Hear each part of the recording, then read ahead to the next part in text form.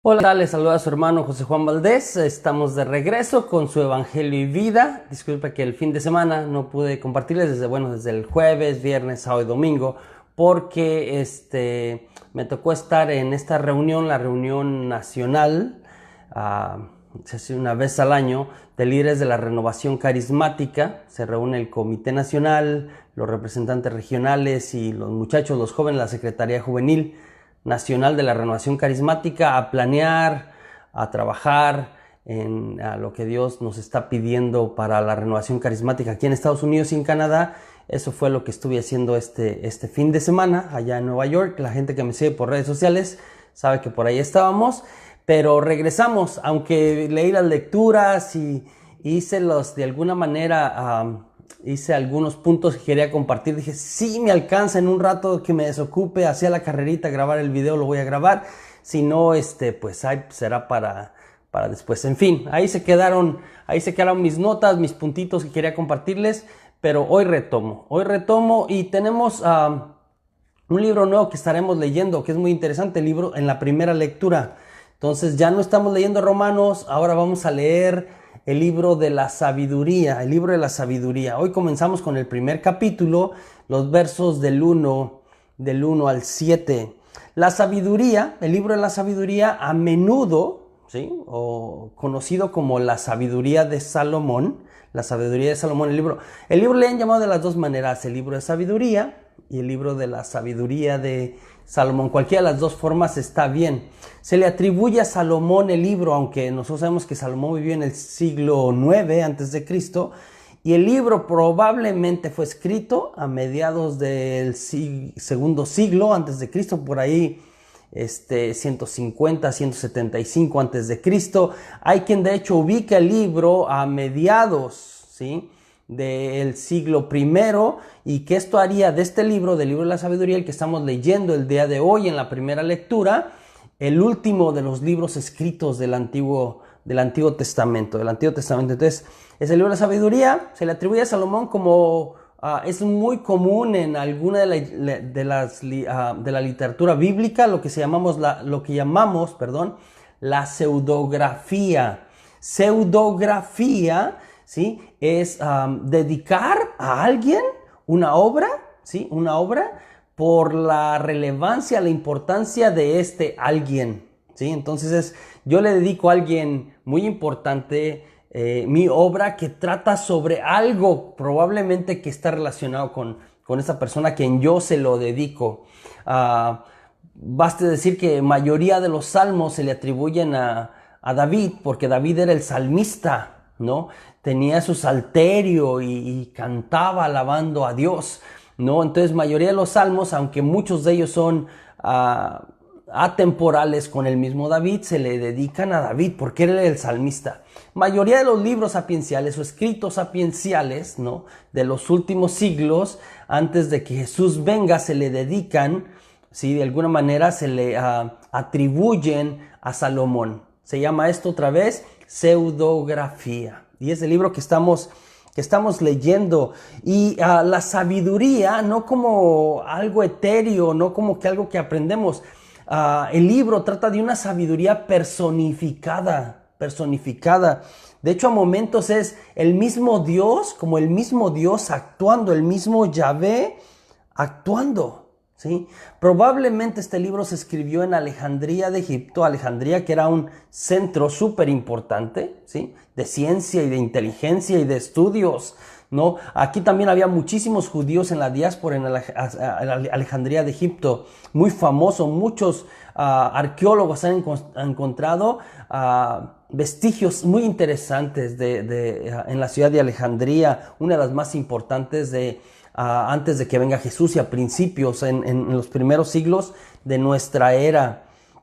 El libro es una combinación como de filosofía y retórica. Está lleno de parecido a proverbios, de exhortaciones didácticas, ¿sí? Parece ser que quien lo escribió era un maestro que conocía bien de la retórica y de la filosofía, y ha combinado esto con una serie de cosas muy, muy interesantes.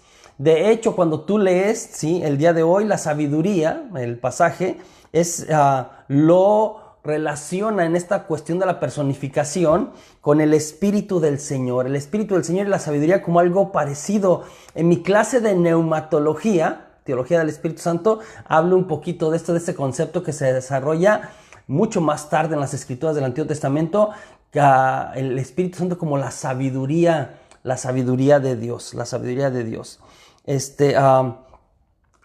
Menciona un par de cosas interesantes. Otra vez es filosofía, pero no meramente la filosofía platónica griega que existía. De hecho, diferencia y no contrapone estos dos principios por los que se compone el ser humano, el alma y el cuerpo. Yo lo recuerdo, ¿no? Platón decía que el cuerpo era malo, había que librarse de él. Acá habla como que tanto el alma como el cuerpo, un alma puede ser malvada, el cuerpo puede ser sometido al pecado, y esto de alguna manera es lo que hace que el ser humano se pierda. El libro del día de hoy es muy interesante en relación con lo que habla el Evangelio. Muy interesante el mensaje, y este es el punto importante, ¿sí? Nos invita a buscar la sabiduría y a vivir conforme a esta. Nos invita a buscar la sabiduría y a vivir conforme a esta, la sabiduría.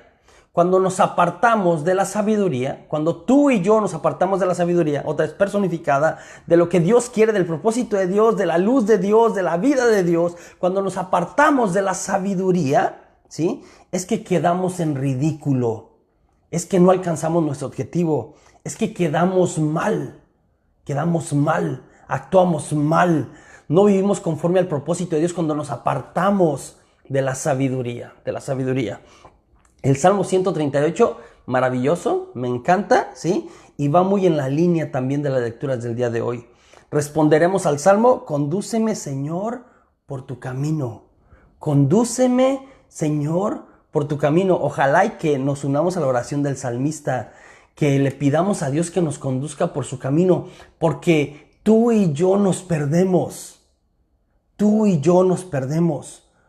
Cuando no vivimos conforme a Dios nos perdemos, hacemos lo que no queremos hacer y lo que queremos hacer no lo hacemos, ¿sí? Nos perdemos totalmente, nos alejamos de Dios.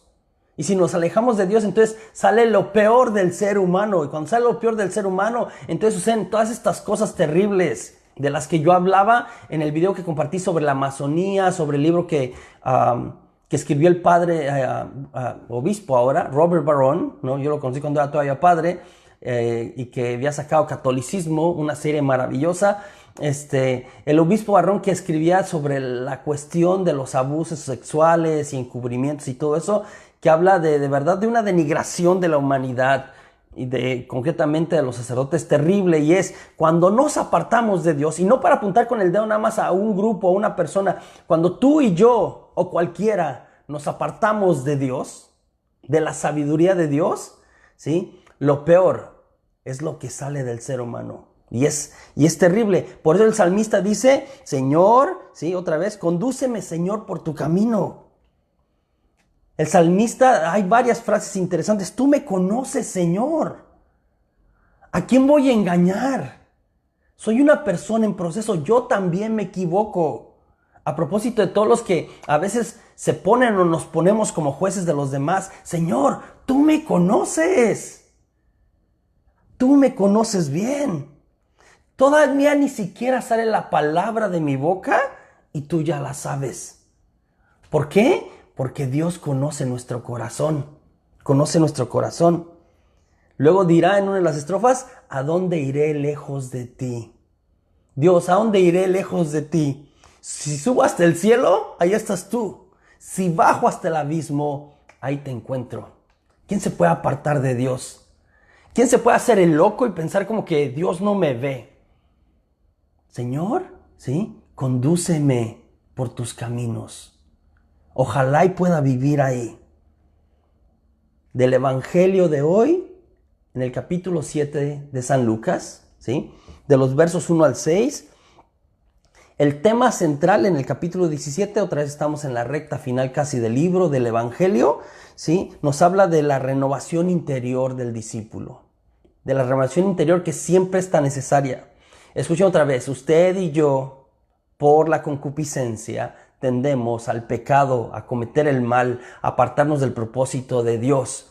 Para eso, el Evangelio nos invita a que tengamos claro que el discípulo siempre tiene que estar en una renovación interior. Que lo de adentro, ¿sí?, de alguna manera, ¿sí?, se ha renovado por ese Dios, por uno que puede renovarnos de alguna manera.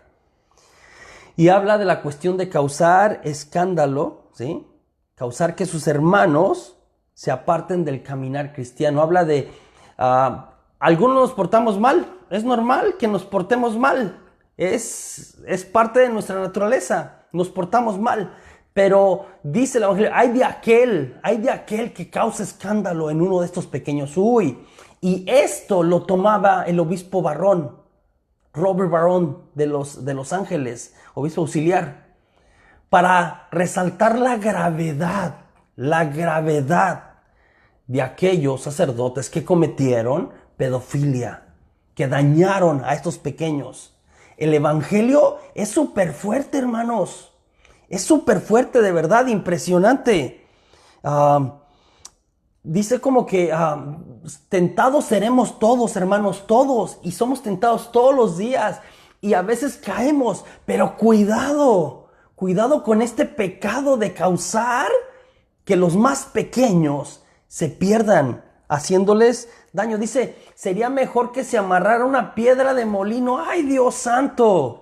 Una piedra de molino pesaba miles de libras. Pesaba muchísimo. Y se aventara al mar. Básicamente está diciendo con la piedra de molino que se borre de la lista de los vivos. Que se muera es muy fuerte. ¿Sí? Es muy fuerte. Que desaparezca. Si va a hacer esto, es mejor que desaparezca. Es terrible. Suena muy terrible. Pero esto es lo que dice Jesús. Aquel que cause escándalo en uno de estos pequeños, que les quite la vida de Dios, la imagen de Dios, híjole, casi sería mejor que no estuvieran. Es terrible. Es muy fuerte. Otra vez, en un Dios lleno de misericordia es muy fuerte. Estos pequeños, por supuesto que se refiere Jesús, dice Lucas, a los niños, a los pequeñitos. Otra cosa interesante que nos habla el Evangelio, dos temas interesantes. Este primero que yo hablaba de causar escándalo, ¿sí? Y el segundo, perdonar. San Lucas nos invita a no solo rezar el Padre Nuestro, sino a vivirlo. En el Padre Nuestro, usted y yo decimos, perdona nuestros pecados como nosotros perdonamos a los que nos ofenden. Estamos invitados a perdonar siempre, a perdonar hasta el límite, perdonar. Otro aspecto importante o de los más importantes en la vida cristiana es perdonar, ¿sí? Perdonar al que nos ofende, muy, muy interesante. Y por último, habla de esta imagen de si tuvieras fe como un granito de mostaza, muy famoso porque hasta lo cantamos. Si tú le dirías a ese árbol frondoso, ¿no? Creemos que es un árbol de mora, ¿saben los árboles de mora? Algunos los conocen. Son frondosos, ¿no? Muchas ramas por todos lados, pero una característica también especial de estos árboles, los árboles de mora, es que sus raíces son como muy entretejidas y profundas. Tal vez todos los árboles tienen raíces, es lo que les sostiene, lo que los mantiene ahí de pie, lo que los alimenta, etc. Pero este árbol particular al que se refiere el Evangelio el día de hoy es un árbol con unas raíces muy esparcidas, muy profundas, un sistema de raíces medio complicado que le sostiene fuerte. Pero miren lo que dice el Evangelio. Si tuvieras fe como un granito de mostaza, tú le dirías a uno de estos árboles frondosos, sácate, quítate de ahí, ¿sí? De alguna manera, ¿cómo se dice? Arráncate, ¿sí? Una cosa muy difícil que un árbol, ¿sí?, de mora se arranque. Arráncate, muy difícil. Y luego, una segunda cosa, no hay dos cosas difíciles aquí, no hay una, sino dos, ¿sí? Arráncate de ahí, y segunda cosa difícil, y plántate en el mar. Estos árboles en el mar no se pueden plantar y no pueden dar frutos. Entonces, aquí Jesús dice, si tuvieras fe como un granito de mostaza, pequeñito, Tú les podrías decir a este árbol, pedir dos cosas imposibles. Uno, que se arranque, difícil. Otro, que se plante en el mar, también. Otra cosa casi imposible. Cierro con esta idea. La fe a la que nos invita Jesús el día de hoy en el Evangelio de Lucas, la fe en Jesús, ¿sí?, es capaz de hacer posible lo imposible. La fe en Jesús es capaz de hacer posible lo que es imposible. Yo no sé cuál sea su imposible el día de hoy. No sé cuál sea el imposible de su ministerio, de su vida, de su familia, de su matrimonio. No sé dónde está la complicación, que a veces tenemos algunas. Le pidamos a Dios que hoy nos conceda la fe como un granito de mostaza. Que en confianza y abandono le digamos, Señor, aumenta nuestra fe. Aumenta nuestra fe. Porque entonces, cuando nuestra fe sea pequeñita, que el Señor nos la conceda, lo imposible será posible. Será posible. Que así sea, para gloria de Dios. Les recuerdo, pasé por mis redes sociales, ¿no?, que compartan este videito, por supuesto, pero sobre todo que hoy en la noche comienzo una clase de Historia de la Salvación. Algunos a lo mejor les ha tocado tomar clase conmigo.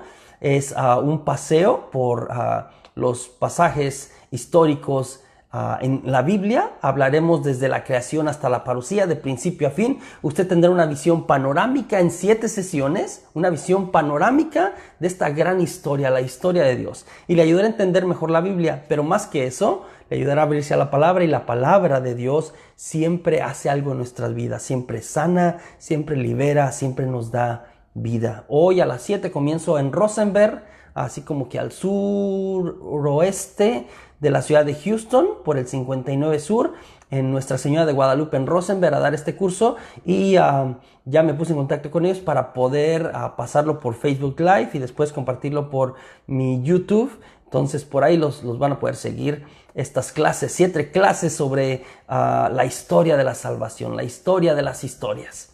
Hasta la próxima. Dios me los bendiga.